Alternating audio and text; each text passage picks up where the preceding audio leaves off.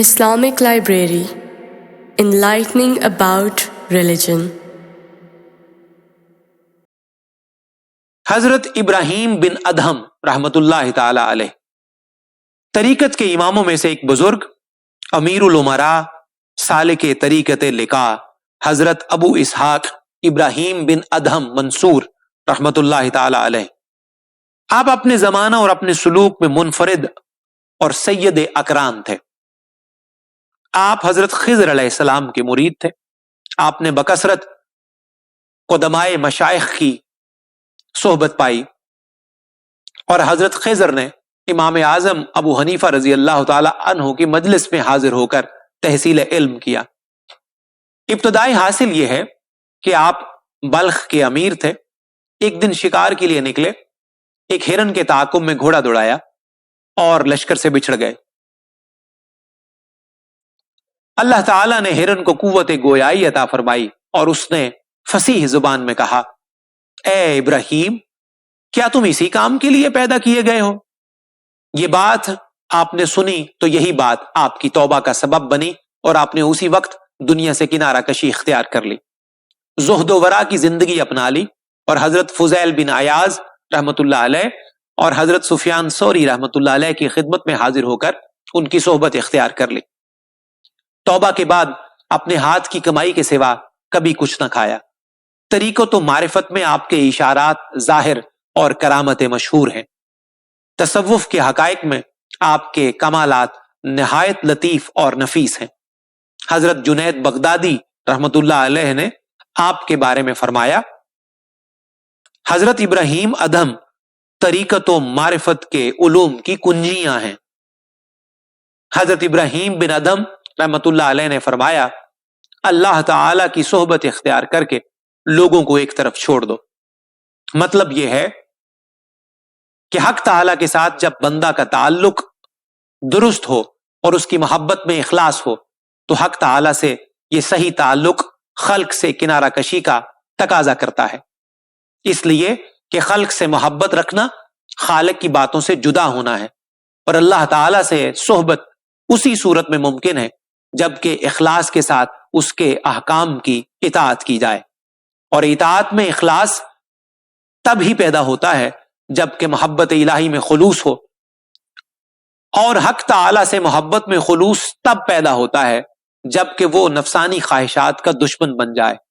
جو شخص نفسانی خواہشات کا تابع بنا رہے وہ خدا سے جدا ہو گیا، اور جس نے نفسانی خواہشات کو نکال پھینکا وہ رحمت الہی سے بہرہ مند ہو گیا۔ گویا کہ تم اپنے وجود سے خود ہی تمام خلق ہو۔ جب تم نے اپنی ذات سے اعراض کر لیا تو گویا ساری خلقت سے کنارہ کشی اختیار کر لی۔ لیکن وہ شخص جو خلقت سے تو کنارہ کشی اختیار کر لے مگر اپنی نفسانی خواہش کا غلام بنا رہے تو یہ ظلم ہے، کیونکہ ساری خلقت جس حالت میں ہے وہ تو حکم و تقدیر سے ہے، مگر تمہارا معاملہ تمہارے ساتھ ہے۔ طالب حق کی ظاہری و باطنی استقامت دو چیزوں پر ہے، ایک علم سے متعلق ہے، دوسری عمل سے۔ جو علم سے متعلق ہے وہ نیک و بد تقدیر کا جاننا ہے، اس لیے کہ عالم میں کوئی شخص متحرک کو ساکن اور ساکن کو متحرک نہیں کر سکتا، اس لیے کہ ہر چیز کو اور اس میں حرکت و سکون کو اللہ ہی نے پیدا کیا ہے، اور وہ جو عمل سے متعلق ہے وہ فرمان الہی کا بجا لانا ہے۔ معاملہ کی صحت، مکلفات احکام الہیہ کا تحفظ اور ہر وہ حال جو تقدیر الہی سے متعلق ہو فرمان الہی کے ترک کے لیے حجت نہیں بن سکتا۔ لہذا خلق سے کنارہ کشی اس وقت تک صحیح نہیں ہو سکتی جب تک وہ خود سے کنارہ کش نہ ہو جائے۔ جب خود سے کنارہ کش ہو جائے تو تمام خلق سے کنارہ کشی ممکن ہو جائے گی، اور یہی حاصل مراد ہے۔ جب حق تعالی سے لگاؤ پیدا ہو گیا تو امر حق کی اقامت کے لیے ثابت قدمی میسر آ جائے گی۔ سو کسی غیر سے چین و راحت چاہو گے تو یہ غیر کے ساتھ راحت پانا ہوگا، اور یہ بات توحید کے منافی ہے، اور اپنی ذات سے آرام پانا تو سراسر نکما پن ہے۔ اسی وجہ سے حضرت شیخ ابو الحسن ثالبہ رحمت اللہ علیہ اپنے مریدوں سے فرمایا کرتے تھے کہ بلی کا حکم ماننا اپنے نفس کی پیروی کرنے سے بہتر ہے، اس لیے کہ اس سے محبت برائے خدا ہے، اور اپنے نفس کی محبت اور اس کی پیروی خواہشات نفسانیہ کی پرورش ہے۔ مزید تفصیل انشاءاللہ دوسری جگہ بیان کی جائے گی۔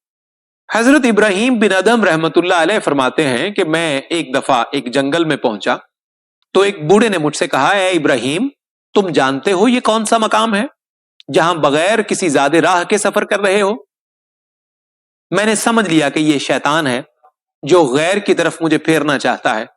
میرے پاس اس وقت 4 سکے تھے جو اس زنبیل کی قیمت کے حصے کے تھے جسے میں نے کوفہ میں خود فروخت کر کے حاصل کیا تھا۔ انہیں جیب سے نکال کر پھینک دیا اور عہد کیا کہ ہر میل پر 400 رکعت نماز پڑھوں گا۔ میں 4 سال جنگل میں رہا، لیکن اللہ تعالیٰ نے ہر وقت بے مشقت مجھے روزی عطا فرمائی۔ اسی اثناء میں حضرت خضر علیہ السلام کی صحبت حاصل ہوئی اور مجھے اسم اعظم کی تعلیم دی گئی۔ اس وقت میرا دل یکدم غیر سے خالی ہو گیا۔ وباللہ التوفیق۔